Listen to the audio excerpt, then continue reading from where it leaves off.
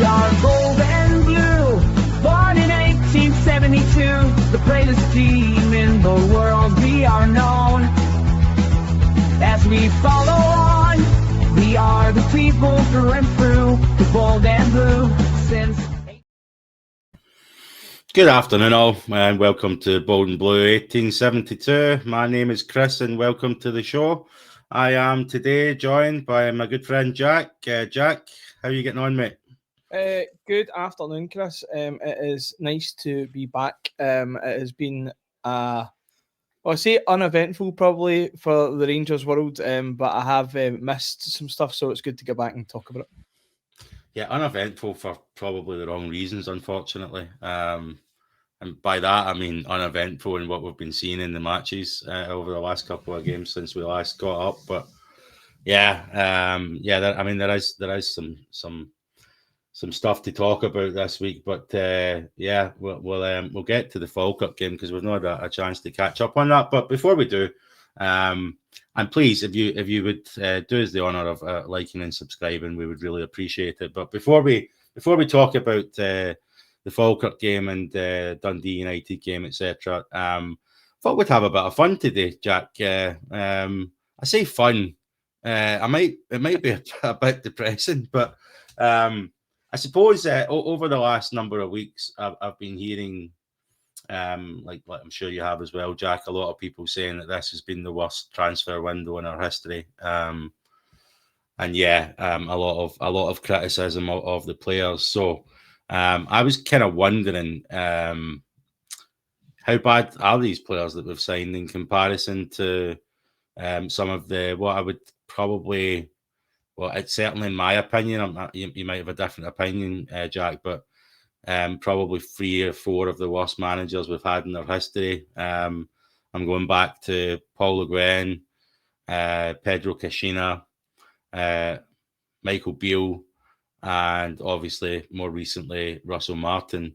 So we thought we'd go through all of the signings of all those different managers, ultimately to come up with a picking a team from all those signings and seeing if any of Martin's team gets into the squad. So yeah, Jack, I mean, what your thoughts on those managers? I mean, can you think of any? I'm sure. There's probably worse teams going back in prior to my kind of memory. I mean, I'm kind of early Walter Smith years. I know stuff happened before that, and I know my history and stuff, but I wasn't really tuned in, and I wasn't old enough or aware enough of what was going on. So for me, since I've been a boy, those are probably permanent managers probably noticed as the worst managers in our history. I don't know if you've got anyone else you want to add into the mix there that we should have covered, but there's no one else I would add. But what I would say is kind of similar to you. The managers you mentioned. Obviously, we've got Paul Le Guen in there. That was the first one I really remember being, oh, this isn't right here. Like, it's I really remember going, something's not right here. I mean, I was very, very used to, even growing up, it was, Rangers first, Rangers second, whatever happened, in the league. But it was very much, that wasn't really a wider discussion. And then obviously when Paul Le Guen hit the scene, it was the first I went, something's not quite right here. And the other people you've mentioned, I would wholeheartedly agree that's the tag they deserve, shall we say. Right, so let's get started. Let's have a look at, for the first time ever, we've pulled up some little fancy slides for everybody. So Paul Le Guen. So what the format of this is that we've got the manager's name, how many players they've signed. I have included loans in this because I think certainly if we're talking about the Martin summer window, the loan transfers are certainly a topic for discussion. So I thought it would be good to add them in. And then the cost of the squad. And I think holistically, when we get to our final team and we look at the cost of the squads, etc., what's happened in the summer becomes even more material. So, yeah, Paul Le Guen, some cracking names in there, Jack. What did you make of some of these guys? Well, do you know what? If I'm going to be really honest, and you probably do that with most signings, as everyone does, that you get excited. I mean, you just off the top there, you've got Philip Sebo.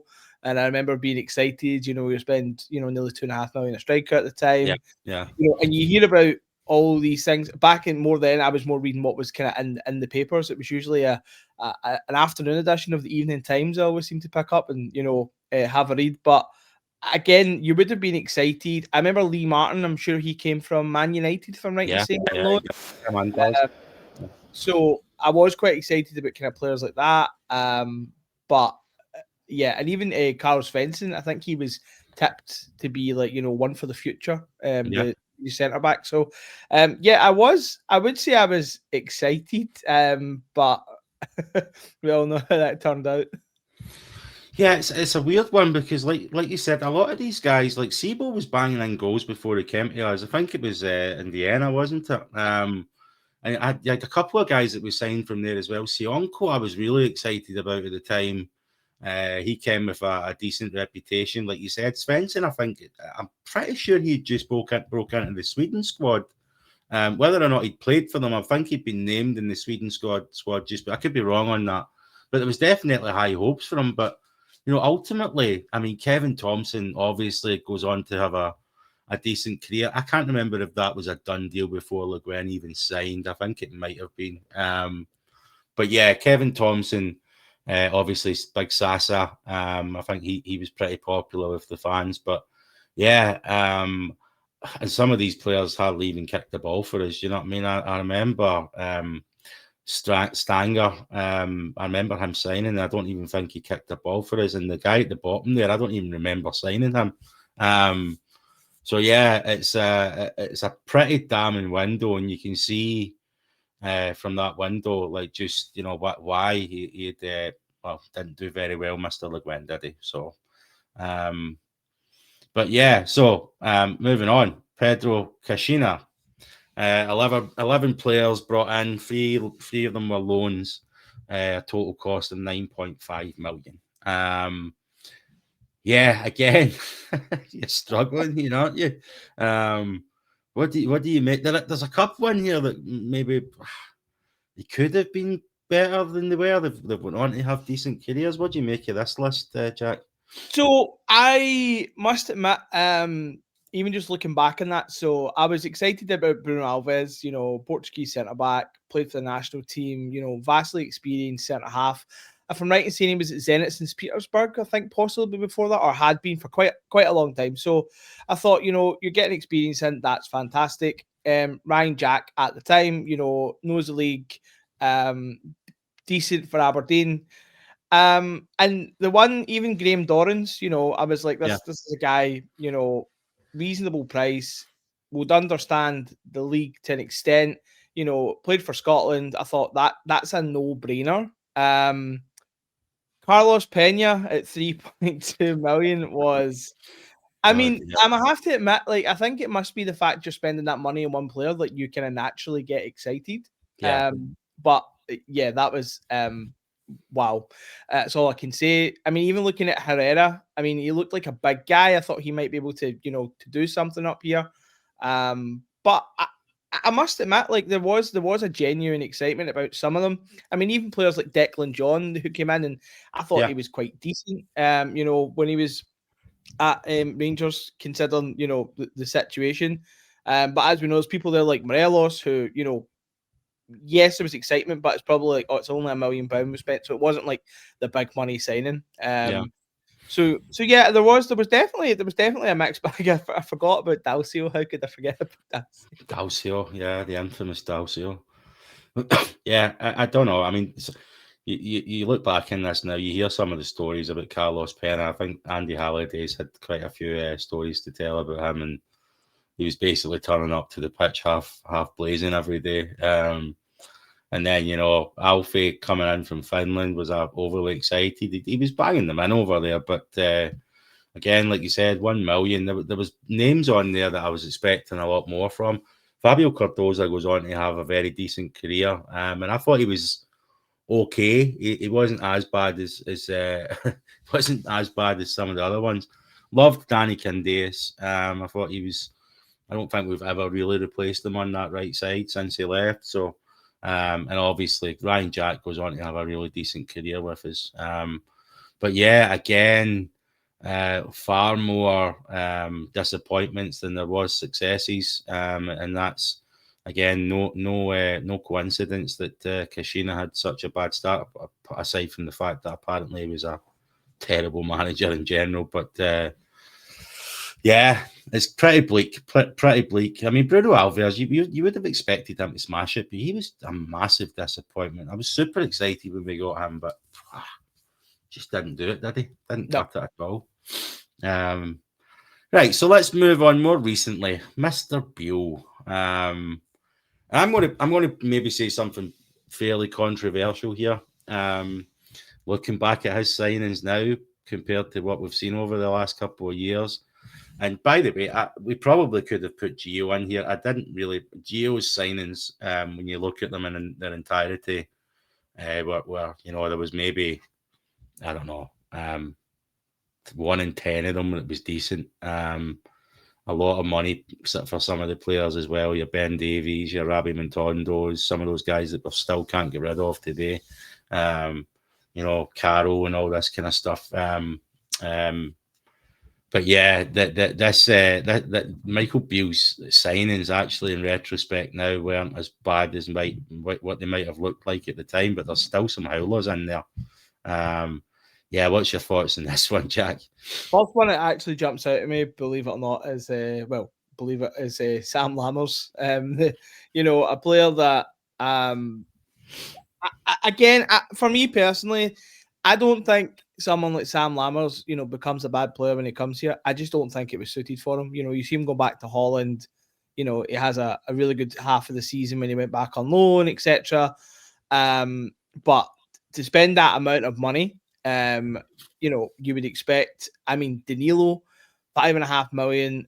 He's never really kicked on. Never looked like that type of player. I mean, you're expecting him to come in and score, a crazy amount of goals. I mean, Cyril Dessers. I mean, what I would do for having Cyril Dessers right now, considering what's happening up front. He might have had 10 shots, but he'll probably get you 2 goals. So kind of one of them. But I mean, Raskin and Cantwell. I didn't know much about Raskin, to be fair, other than what I was reading and looking out about him. But Todd Cantwell, I remember Cantwell when he was touted with massive moves down south when he came on the team in Norwich. Man United were after him at one point, weren't they? I think it was like Liverpool. It was like 20 million. Yeah. And I was like, what a bargain, for getting him. Same with Jack Butland, and this is for probably some, I say younger and older viewers, that he was my FIFA GOAT back in the day, back in the good old days of FIFA, as a really cheap goalkeeper. But, again, and a player that you'd heard a lot about, tipped for big things. So, again, couldn't really complain. Kieran Dowell I wasn't excited about because I'd heard all about Kieran Dowell from, just what I'd heard from watching football down south, that this was not going to work out. Cifuentes, I mean, Michael Beale told us he would take us to the next level, if I'm right in saying that was round about his quote roughly. So yeah, there was some excitement there, but I mean, when you spend that money, particularly on 3 forward players, shall we say, 3 strikers, I was expecting transformative, attack, which never came to fruition, unfortunately. Yeah, I mean, the money spent is. I mean, this is the one thing you start seeing the difference between PLG and Caixinha in terms of the money that was spent. We're moving into significantly different territory, and we'll wait till we get to Martin's slide. But some of those. I mean, Abdallah Sima came in on loan, and I think any one of the fans would have him back in a second. He was great when he was fit. Leon Balogun, again, I think most fans would probably, in retrospect, now say he definitely shouldn't. Even at the time, I think most fans were saying give him another year, Mm-hmm. Sterling could be a great player, but just, we'll get to the Falkirk game later on. He was finally back on the bench, but Cantwell, I was singing his praises after his first kind of half a season with us.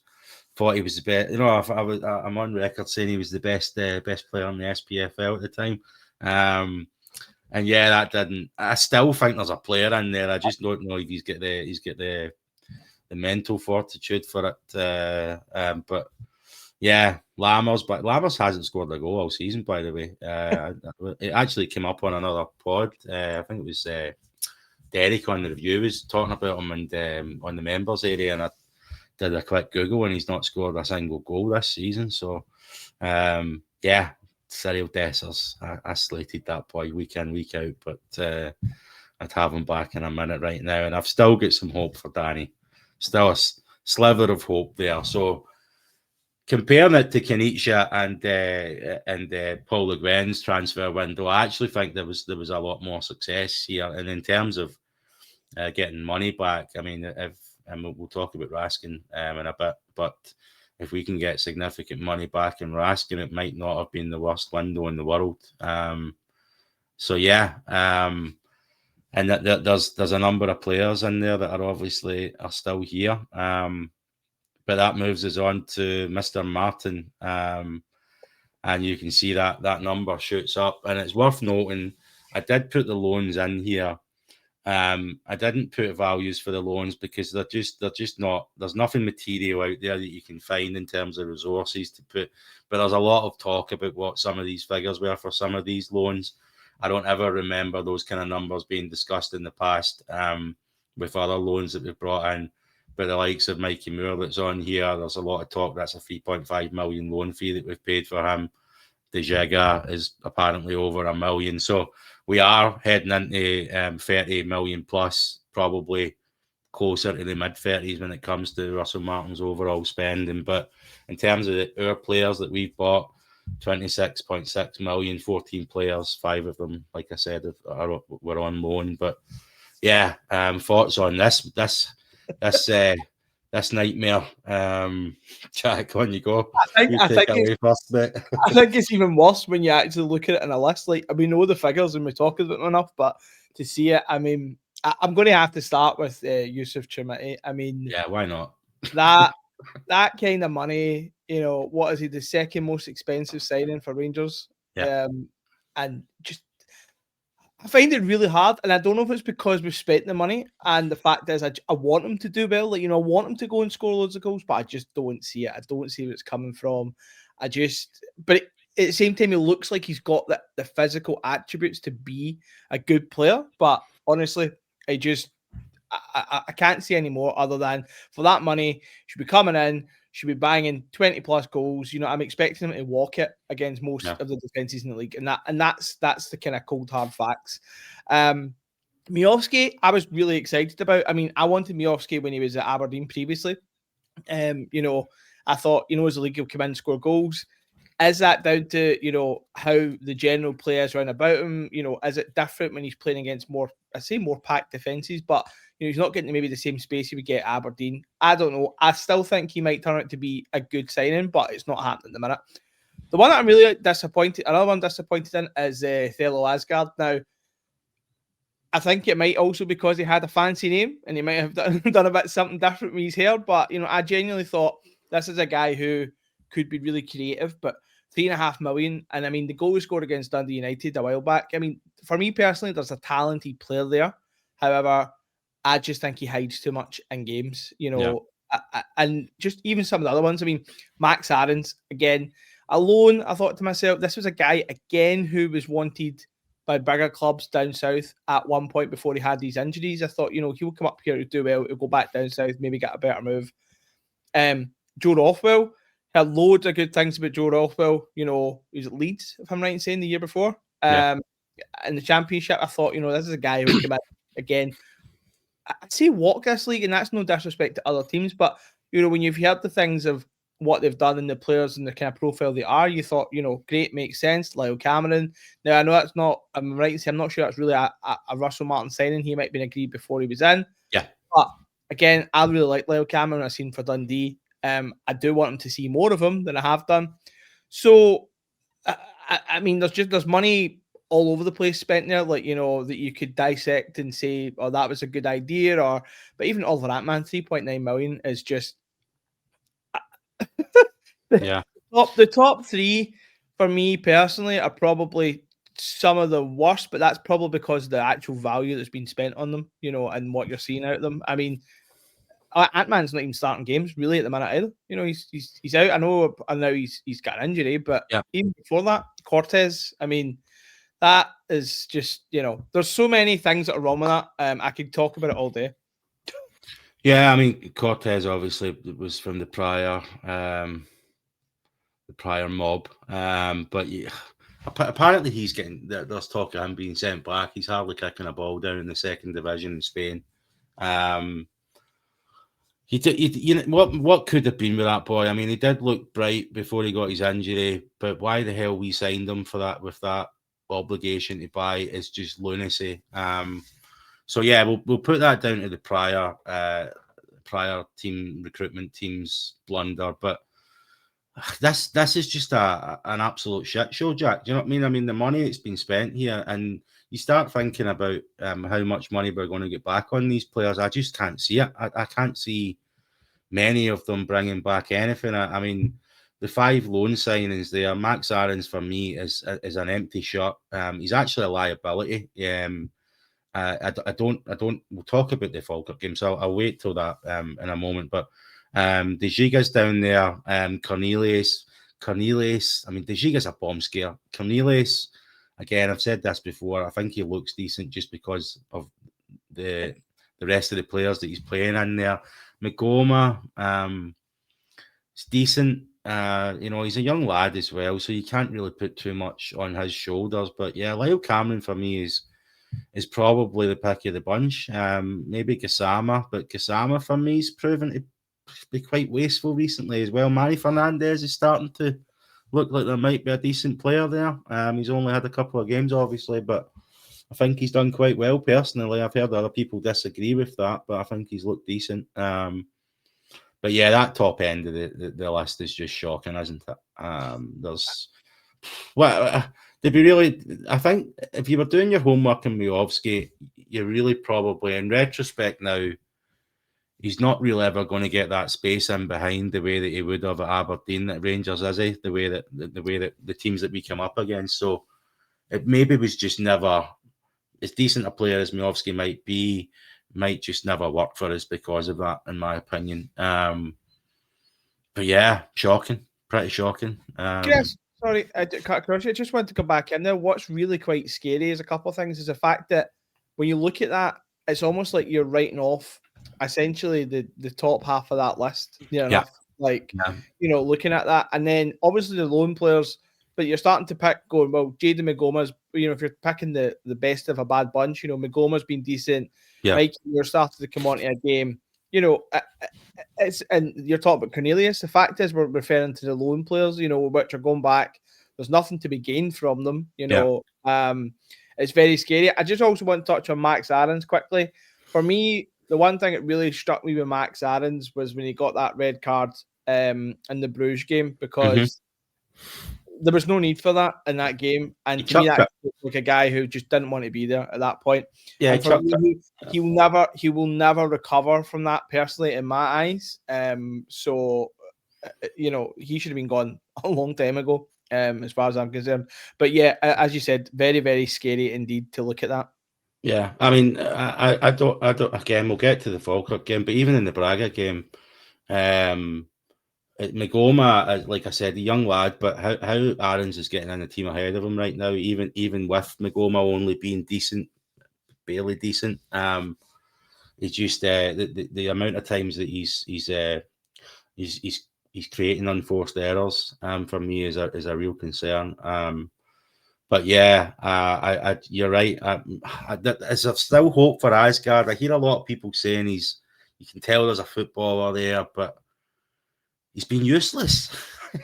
His first touch looks decent, and he's got a turn on him, and he looks like he might be able to go back by a player. But if he's not got the mentality to play for us, then he's never going to shine, and we're never going to get our money back on him if he'll never shine, right? So yeah. So listen, in terms of holistically, we went through about 50 players there, through 4 of the worst managers in their history. A lot of money being spent recently. The whole point of this discussion was to try and shine a light on how bad was that window, right? So what we're doing next is the next slide is what I've picked out of those 50 players. I've picked my 11, and Jack has picked his 11. And I want to see basically does any of Martin's team, with all that money being spent, does it make any of our squads? And for me, the answer is a resounding no. It does not make my squad. And I'll be honest, like some of these players I struggled with, you know, I mean, the central midfield over those different windows, I think was quite easy to pick, although I basically had to choose 3-6-8s. There's no kind of attacking midfielders in there, but for me, I went for Alfie up front, Seema out on the left, Candace out on the right. I don't believe we've ever really replaced Candace. Thompson, Jack, and Raskin in midfield. Balogun and centre back. Controversially, I went for Cardoza. I really struggled with the centre back. And by the way, just to be clear, I'm not saying this is a good team. I'm just saying that probably makes it even worse, right? From the list of players, you could still only probably pick a reasonably decent team. Cardoza, I think, maybe could have been a decent player, but yeah, made a few mistakes and maybe just shot his confidence. Went on to have a really good career. Sasa Papic at left back, I think we're all a fan of Big Papic, and Sterling at right back. If we can get him fit, I think he's still a good player. And there was only two goalkeepers on that list, Butland and Letizia, so there wasn't much of a choice there. Jack Butland all day long. Letizia was absolutely howling. So, that's my squad. Any thoughts? I mean, none of Martin gets in there. Beale gets in there. I think I mixed up Pedro and PLG with one there, so I think it's 4 to Pedro, 2 to PLG, and a total cost of 7.3 million, and one of them is a loan, which was Abdallah Sima. Thoughts? I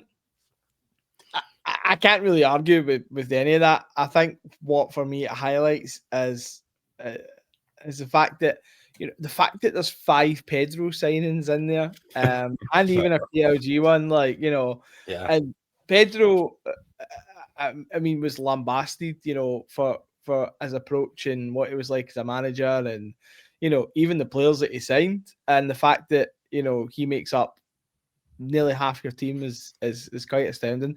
I don't really have any arguments with it because when we come to mind, there's a lot of similarities. Bar one. Well, let's have a look at yours because I know there is one difference. So let's hear your justification for that one. Go. Okay. But you do have one of Martin in there, and that is the difference between our teams. So let's hear it. So, as you see, again, I kind of went with the default kind of formation there. Raskin isn't a number 10, but yeah. So I have actually went for Fernandez. So for me, I wasn't a fan of Cardoso in terms of picking him, and I was between Bruno Alves and Fernandez. Now, Bruno Alves, I was disappointed in terms of a player, in terms of what he'd done. There was the experience side that I wanted to pick. I went for Manny Fernandez purely on the basis of, I think personally, there is potential there to develop a player.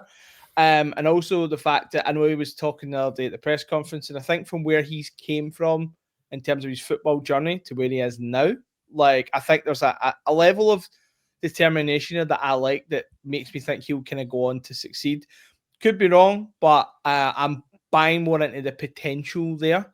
And again, that is a stretch, but that's the only reason that one Martin player makes it in there. Other than that, as you see, it's all made up of Beale, Pedro, etc. So what I would do to have some of those players back in the team right now, particularly when you said even Daniel Candace, like I don't think Daniel Candace, like for example, his final ball was fantastic, but just the effort, the work effort, the relentlessness from Candace, used to almost kind of get me off my seat. I mean, I think back to that goal Morelos scored in the Europa League, all came from Candace's press, and running after the ball, and then it went through to Morelos who scored. Cannot remember who it was against right enough, but I'm just like, where's that level of intensity with any of the players, we've got now? Yeah. It's damning as well the cost of the two squads that we put up there, right? I mean, you've got 8.5. I was just under 8 or 7. I think that Fernandez made the difference there, but it's pretty damning the amount of money. I mean, it's not as if Martin, he signed 14 players, and from left to right, back to front, you could put in a starting 11 out there apart from a goalkeeper. He signed an entire team for every position.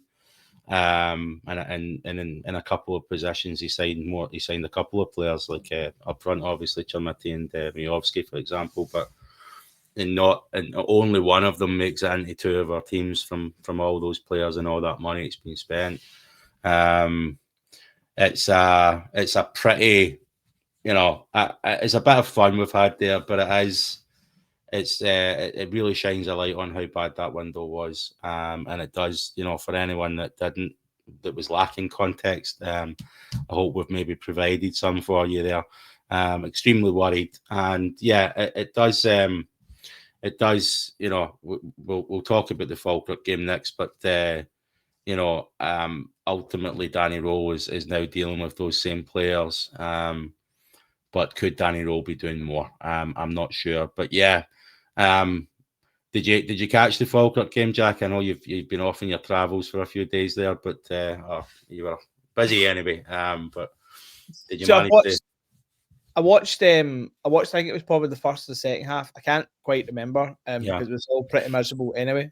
But what I seen was just, again, I kind of go back to it. For me, sometimes there's a real lack of intensity from the players. Like, you're nothing each against Falkirk. You come down to like the last 10, 15 minutes. Say, there should be a relentlessness from Rangers about trying to get that goal. Like, I get it. Like, not every game is going to be 10 out of 10 sparkling football, but for me, it's a lot of it comes down to desire and attitude. And I'll be honest, I do think there's only so much Danny Rohl can do. I think he was probably more on to something, like in terms of the players he was using before they get injuries. I think he was, because there was players in there that you weren't really seeing at all. Like, I mean, the one strange one for me is the Magoma situation, why Aaron's getting in, for example. But other than that, I struggle to see what else he can do, whether it's changing system.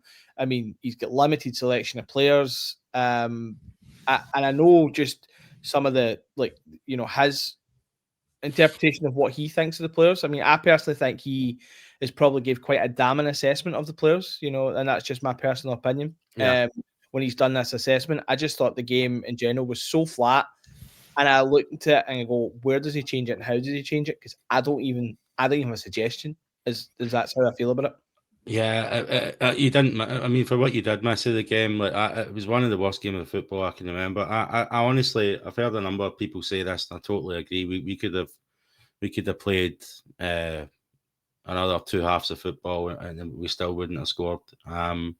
We managed 3 shots on target the entire game. I mean, Falkirk were obviously sitting so deep. Our possession was, as you would expect, in the 60s, but just no penetration and no desire. What I would say is, I mean, he started with Butland, Tav, Dejiga, Manny, Aarons, Raskin, Barron, Antman, Bajrami comes in, Asgard starts again, and Miovski is up front.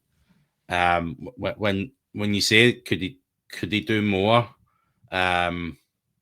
I just don't understand why, like you said, Aarons is playing ahead of Magoma for I mean, whatever you think of Magoma, he's miles better than Aarons and offers a lot more going forward, that's for sure. And I'm still getting really wound up that Curtis and Cameron don't seem to be getting their opportunity. I mean, Curtis does come on for the last 15 minutes of the game, but I mean, why is he using Danny? Like, when he does bring Danny on, he's putting Danny out in the wings, he's putting Danny at the back as well. Put Danny up instead of Miovski. If Miovski and Chermiti's not doing it, he's more likely to score than those two boys are. Do you know what I mean? And why Asgard is getting a game, I'll never know. So when if there's criticism from my side, it's that I still think there's players getting a game that shouldn't be, and there's players that I've seen with my own eyes can do a better job. But yeah, that would be my only critique. But the heart in that team and the desire is just appalling to watch at the weekend there. So, well, just what you said there about Curtis, for example, and obviously Cameron, it would have definitely been the second half of the game, because I remember when Finlay Curtis came on, And what's really quite scary is what stands out for me is watching Finlay Curtis chase a ball down. Yeah. Like, you know, and I'm like, why is that standing out? That should just be a given. Do you know what I mean? Like, and the fact that you've got a player like that who totally, and I'll go back to that phrase, gets it, but he really does. You know, he's determined to go and get that ball and win it and try and do something. For me, it's like that kind of like players walking to the ball, for example, or just walking with the pitch. Like, I'm like, come on, like, you know, and I just, for me, find it bizarre. Like, I get it. Okay, not everyone's, you know, brought up as a Rangers fan, etc. But you know, like they should see there's a certain desire from the fans, and I'm surely they understand what the demand is at the very least. So where's the kind of professional pride almost to go, do you know what? I'm going to go out there and show people I'm a good footballer, that you know that we can win, etc. It's just like, well, I'm here, I've made it as a Rangers player, so you know, I'm just going to, I don't need to do anymore. I'm like that. Just it riles me. It really riles me. I mean, what is the boy doing in training? I just don't get it. You see him when he comes on the pitch. Cameron, when he's come on as well, when we've seen him, there's no lack of effort there. Do you know what I mean? They're trying their best. Maybe they're still a bit young and they need to mature a bit, but they're definitely there's no lack of desire there, by the looks of it. So you can only assume that they're showing similar traits in training. So why they're not getting a game, I don't understand. And again, I don't want to be overly critical of Rohl, but I still think there's room for criticism. He takes Asgard off for Danny, right? So Danny's now playing in the hole. Instead of taking Miovski off for Danny, in my opinion, he brings Bajrami off for Curtis. When Bajrami could have moved to the hole and Curtis could have went to the left. Bajrami was, but in my opinion, Bajrami and the next guy that I'll talk about were our two best players. Barron gets taken off for Dio, and I'm scratching my head with these substitutions as well, Jack. I don't want to keep battering on about it every pod I come on, and these substitutions are just not. And I had a massive problem with PC with his use of substitutions as well. And Danny Rohl is following a similar trend. And what I did notice on the weekend there after the game, the tide is kind of turning on Rohl. Again, I'll get his name right eventually. Danny Rohl. The tide is kind of turning against him already. A couple of weeks ago, everyone was, you know, Danny Rohl. He's not got very good tools to work with, but he's getting the best out of them, and we're starting to win games. We have one what I consider was a poor result with Braga because of how that game transpired. We should have won it. And then we have a howler. I mean, the Livingston game was appalling to watch, but at least we won it. But then the Falkirk game, we dropped points at home, and all of a sudden there's a lot of fans that are calling out exactly what I'm calling out there. You know, the team that he's picking and some of his substitutions just seem, I don't know. I'm left scratching my head with it, to be honest with you. And again, like we've just covered how bad the tools are that he has to work with in the team, etc. But I think he could be doing some things better, mate. You know, don't know how you feel about that, but that's where I'm at. I don't think he's, I don't think he can avoid any criticism. I mean, some of the subs are quite bizarre. I can't remember the game. It may well have been the Hibs game.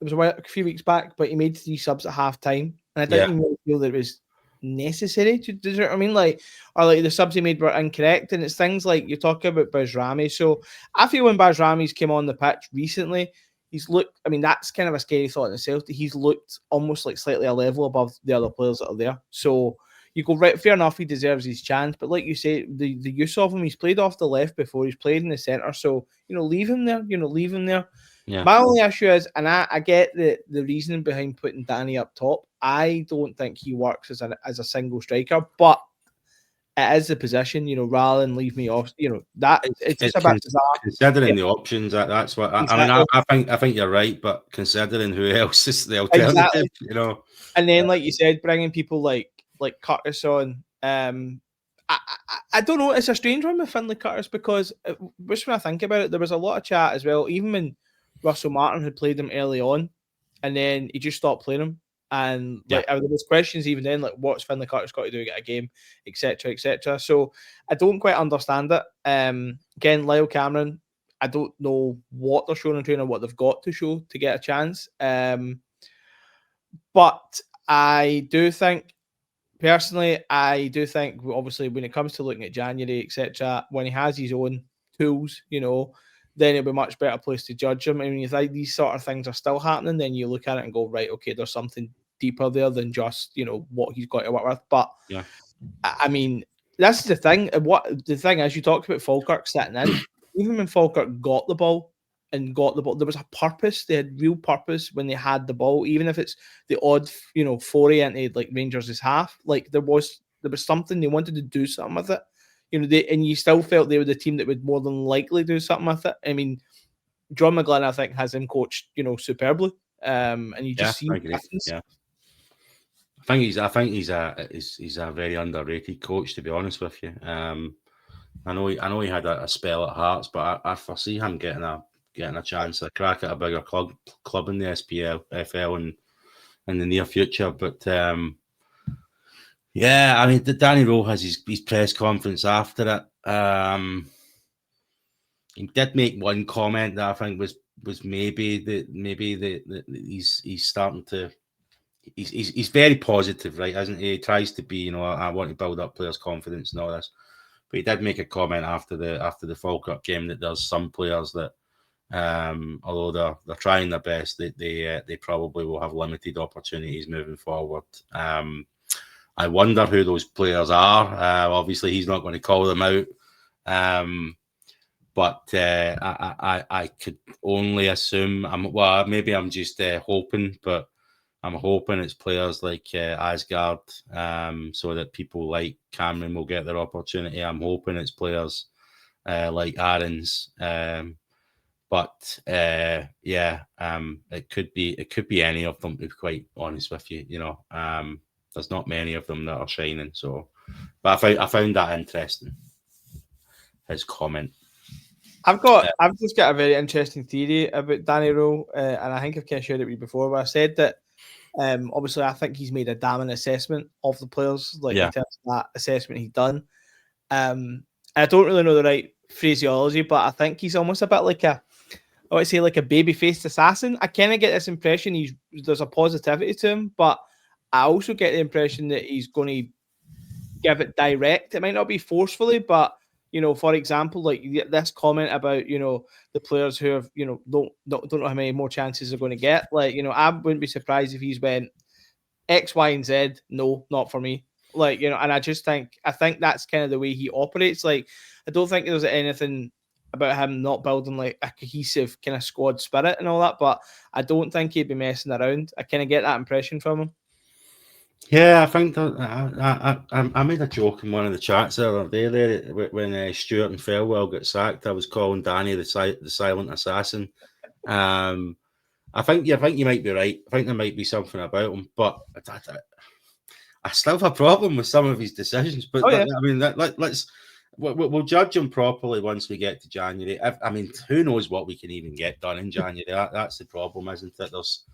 There's probably a bunch of players we need, and that window is going to be a challenge. But he did. So we'll talk about the Dundee United game tonight. But pre-match conference yesterday, he did say again. They were talking about January transfer window. He made a very specific comment. I do wonder if he's been tuning into pods, the Rangers pods, or something like that. Not ours. Some of the fan media ones that maybe is listening to us. Why not? But he did say, specifically said, we need players who get it at Rangers. And I do. A part of me kind of went yes, but a part of me was like, that's maybe just kind of maybe you're saying that because that the fans will eat that up. I'm not sure, but if it's the latter, I don't care. The fact that he's coming out and saying it, and the fact that those players will hear that, for me, is I think it was the right move for him. And hopefully it is an indication that he recognises what we recognise, that there just is clearly not enough players there that get it. But yeah.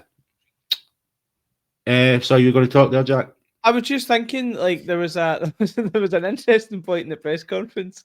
I actually think four lads highlighted it on Twitter. It was quite amusing. It was reference to him being asked, how many players do you think you need? And he just kind of put a face and went, like, it wasn't exactly subtle. It's like, it's quite a scary thought, like, that we talk about summer rebuilds and then a new summer rebuild. Like, we've went from a summer rebuild into a needing a winter rebuild and more. Yeah. Like, it's really scary how much we're having to kind of tear the foundations. There's not much foundations there, but having to tear them down and start again, and now we're doing it in record time. We've had to do it within like 6 months rather than, a year. Yeah. Yeah. There was some other news this week. Jonathan Hunter Barrett. I don't like talking about rumours, but I'm going to say it. I heard a couple of days ago that Farewell Junior is negotiating his way out of the club. I wouldn't be surprised. It is just a rumour. That's not fact. So, but the day after that, we hear Jonathan Hunter Barrett, his position as the academy director, by mutual agreement, they have decided not to proceed with that appointment. He will not be joining us in January. And I suppose more of a damning indication of how much the club has recognised the damage that Farewell has done, and Stuart. But Farewell, this would have been a Farewell appointment, I've no doubt about it. So the fact that they're not going ahead with that is a good sign. I still like to hear. I mean, obviously, I fully appreciate that we're heading into a January transfer window, as we keep mentioning, and Danny Rohl will need as much support as he can, even if he's the one picking the players. He's still going to need a scouting team and support team to try and. Well, ideally, you would like them to be there to help him, but I'm kind of surprised that Jonathan Hunter Barrett, considering he's not even in the door yet, is the only one that's been announced so far. Who would you like to see in that position, Jack? Like a former player, ideally. I mean, I think we had our man there already, and we shipped him off in the summer, apparently, without even hardly talking to him, and that was Stephen Thompson. But don't know. Do we need someone that knows the club in there? I mean, that's going to sound a bit bizarre, but like obviously, Kevin Thompson, obviously, like like that's a guy that gets that whole kind of. We're talking about the Jonathan Hunter Barrett appointment, aren't we? Just so I'm yeah, that's me. Not sport director. In case I'm saying Kevin Thompson for sport director, but I think he's the kind of guy. Like I think that's his thing. Like that's coaching and working with younger players and understanding the academy setup and probably being able to develop a pathway better, than maybe someone who's coming from, an external. I had actually people talked about Maurice Ross being a potential, again, that's kind of varied coaching network, his experience, different, and I mean, he just talked. I think with Maurice Ross, he just kind of seems to talk a lot of sense. When I see him on pod or he's on Rangers TV, it's just there's no mixed messaging is the vibe I get from him. So I'm like, that's again ideal. You're talking about kind of the pathway from the academy through into the first team. Other than that, I don't know enough about academy football to say that, but I just I think the Jonathan Hunter Barrett one, it doesn't really surprise me. Like, but at the same time, I was surprised to see it because we kind of acted well. We don't know whose side it came from, but it was, it was preemptive, shall we say, and actually getting ahead of it rather than have this appointment and then try and get rid of him. I know you said it's just rumour, but I have been thinking about Robbie Farewell, and I just don't see how he can continue like in that position, like regardless. Can you imagine being that boy? For all the criticism that people have got for him, can you imagine being in that predicament? Jesus. I mean, that's been quite a time. I mean, the outcry when he was appointed, and he hadn't even basically sat in his new chair in his office, wherever he's working from, or whatever base he is, to then now like he's his own dad's away, and it's like, right, you need to go, and it's like, what? Like, it's just bizarre. But you kind of look at it as in that whole structure's been torn down again. You know, it's all been kind of dismantled, which it should be, but it shouldn't have happened in the first place. Yeah, I mean, I went solo in the last pod, and this was one of the talking points I had as well. Was just, you know, my concerns are still with. I'm not going to keep repeating myself. I still have concerns with Kavanagh. They got so much wrong. They persevered with some of it for far too long, in my opinion. They're getting a second chance to correct it, in my opinion. With a lot of the fans have still got a lot of belief that they will make the right decisions this time around. But the sheer amount of bad decisions that they made, I can't help but still be concerned. So we'll see what happens. But another piece of news that comes out this week, lo and behold, Mr. Raskin actually had an additional year on his contract. Everybody's been freaking out for the last 12 months that Raskin hasn't signed an extension to his contract. And apparently it was a 4.5 plus 1 year deal. So there was an option to extend there, and his contract does not expire until the summer of 2028 now. I don't know what to make of this, Jack. Raskin was just talking about his contract a couple of days ago. Has something been negotiated in the background, and the club's just kept it quiet, or the review stated that this has always been there, that this option to extend by a year was always there. It just doesn't, like the amount of stuff that just doesn't add up to me recently. I don't know. I mean, I'm delighted personally. Not so much that Raskin's been playing great recently, but the fact that there's a hell of a lot more chance we're going to get decent money for him after the World Cup if he stays for the rest of the year. But yeah, baffling how this has just come out of the woodworks and nobody knew about it. Yeah.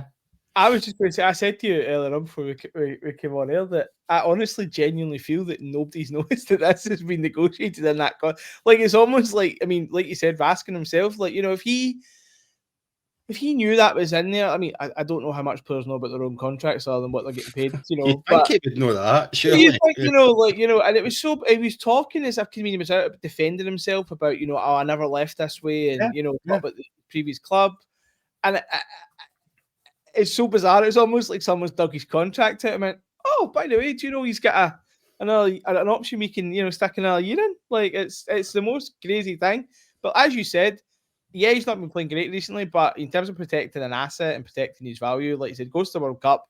Yeah. He does well on a Belgium squad. He seems to do quite reasonably well when he's playing for Belgium anyway. Mm-hmm. But then, I mean, you know, I see you laughing all the way at the bank, but, you know, there's definitely, you know, much more to be gained from it, I suppose. Yeah, I just wonder if Raskin's been going home to his missus at night and sitting down on the couch and he's like, I don't know why these fuckers keep asking me about my contract, but I'm going to need to answer it, you know. But you just wonder what's been going on, but it's baffling. Anyway, like you said, and I said as well, happy that we can lay that to bed for a while, because that I absolutely slammed Kavanagh in my last video when after Raskin had came out and basically said that he hadn't been approached for a new contract. So again, that was me like just ticking my boxes with Kavanagh. Just this is another red flag, you know, and then it ends up not even being a thing. So happy we can lay it to bed. We've got the match tonight, mate. Dundee United. You mentioned earlier on, Ant-Man is now, he's going to be out for a couple of months. Still no Moore. He's got another 5-6 weeks before he's back. Cornelius is out till the new year. Soapy will still be out as well. So don't know what I'm expecting tonight. I'm expecting a hard game. I'll say that much. I hope I'm wrong, but I think there might be potential for us to drop some points again tonight based on what I've seen at the weekend there. Maybe they'll play better away from home. Maybe the atmosphere at Ibrox is not helping them. I don't know. But I really, for Danny Rohl's sake, Moore's injured, Ant-Man's injured. If Curtis doesn't get a game tonight, then he could find himself in trouble with the fans. But yeah, Cameron, etc. I really want to see them get a game. And get Giga. I know Giga and Fernando's. I know I pronounced Giga's name wrong as well. But anyway, I know Giga and Fernandez at the weekend were actually pretty decent. For as bad a game as it was, those two were fairly decent. But I just bring Ciala back in and let us see this boy again. Do you know what I mean? He's our player. He's another one that his contract ends at the end of the season, but he's got an option to extend for 1 year as well. You do wonder whether or not the club will take that option up, considering he's not getting a sniff. But I just hope for Danny Rohl's sake, things go that he picks the right team tonight, and if he doesn't, we better get a result because, like I said earlier on, I think there's a lot of fans that are starting to turn on him. What's your thoughts about the game tonight, mate? I can't I'm going to say this. I think it's going to be quite turgid to watch. Yeah. What does worry me is, now I'm not an expert on who Dundee United's lineup is, but I worry that they kind of bully the centre halves a bit, and kind of rough them up and rough the team up in terms of, not saying they're like hammer throwers, but the kind of physicality of it could get Rangers, I think, which wouldn't surprise me. Also, I would just take a 1-0, just take the points. That's kind of the stage I'm at. I totally agree with you. Nasser Giga, there wasn't particularly anything wrong, but he's a mistake waiting to happen. I would have Ciala there. I mean, I think Ciala has had a bit of a raw deal personally. He's young. He's came from a very big, club in terms of the academy and prestige with Milan and whatnot. And obviously it's going to be time to adjust, etc. But I just think, that he's got the raw potential to be a player. I don't know why again, like you said, we're not. Okay, we go and we lose, right, against Dundee when we start Giga and Fernandez. So what's the harm in getting someone actually the experience of doing Ciala? At least if you do it, you know what, you're giving your own player that experience and chance to adapt more, rather than players like Giga, who's not going to be here next year or might not even be here in January. So it's you're bizarre, and like you said, if Finlay Curtis doesn't get a game, I don't think I'm going to come back and do another pod with you. Yeah, I know. I'll be scratching my head. I mean, I don't want to see Aaron's anywhere near that team tonight either. Me personally, I'd go Butlins, Magoma, Ciala, as much as I know it's not going to happen. Ciala, Fernandez, Tav. I'd have Barron and Raskin. On the left, I would probably play Gassama, and I'd put Curtis out on the right. And probably Bajrami and Danny in the middle.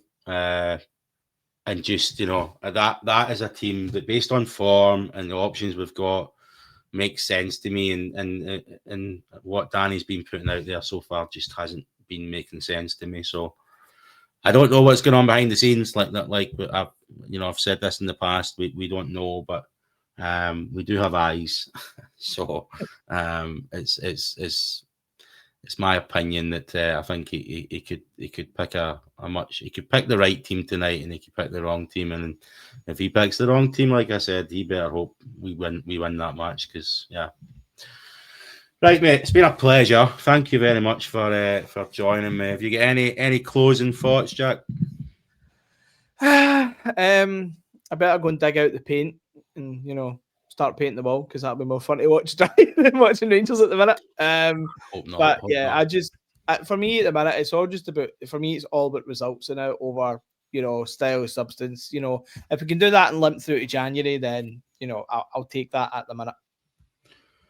Yeah, I agree. We'll see what we can get done in January, but you're right. We just need to get results at the moment. And the Heat, we had 4 wins, not the best of results in the SPFL, and everyone was behind Danny. If they can just keep doing that, but these next few games are tough. They're real tough.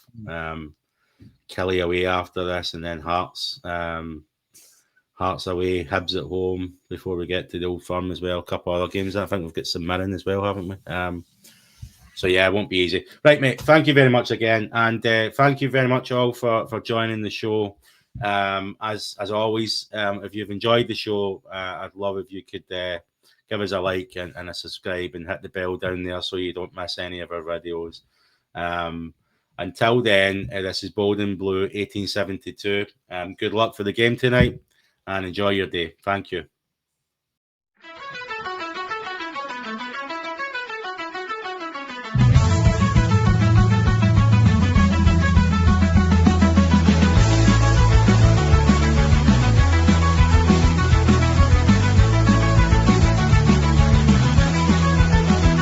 We are gold and blue, born in 1872, the greatest team in the world. We are known as we follow on.